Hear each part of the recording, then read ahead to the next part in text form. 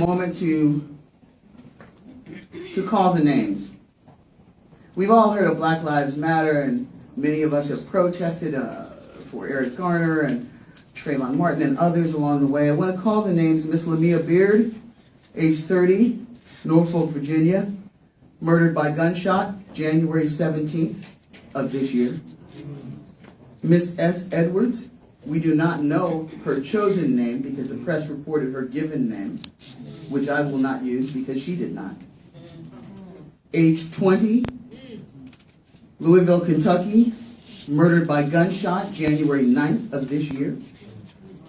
Miss Ty Underwood, age 24, murdered by gunshot in North Tyler, Texas, January 26th of this year.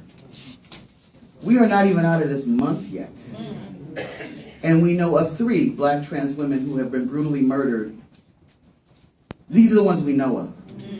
And I want to tell you, I mention this for a couple of reasons. One, while Black Lives Matter, we have proven as a community that some Black lives matter more than others. I've not seen anybody in the streets protesting these 3 women. I've not seen the churches putting out banners for these 3 women, even the affirming churches. So when you go back to where you worship, you call these names. And you raise the visibility. If you're asking why they're not in your church, it's because you don't even appreciate them when they're slain.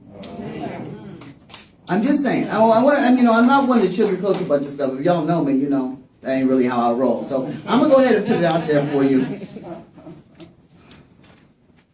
I want to say to you that I carry that pain of these 3 murders. And again, these are only the murders that I know of. And I carry it in a specific way.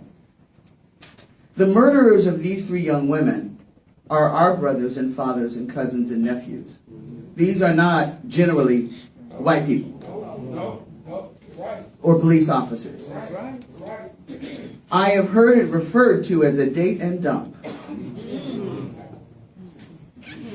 And I am here to tell you that black trans women are not a disposable, erotic, exotic fantasy for you to wake up the next morning and then dispose of. I also want to speak in this moment to name the dissonance of my privilege as a black man and to point out your privilege as a cisgendered person. Cis meaning not trans. I know y'all got iPhones. If you don't know what it is, look it up. Because I do not wake up every day wondering if I'm going to get home at the end of the day because of someone who decided that I'm not woman enough. And so part of my discussion today will also be about naming the things that were in the churches of my upbringing and are in the churches of my current involvement, affirming churches that deal with transmisogyny, misogyny, patriarchy, and the ways in which we still operate. And we have decided that we want grandmama's church only gay. Is that okay if I just really go ahead and say that?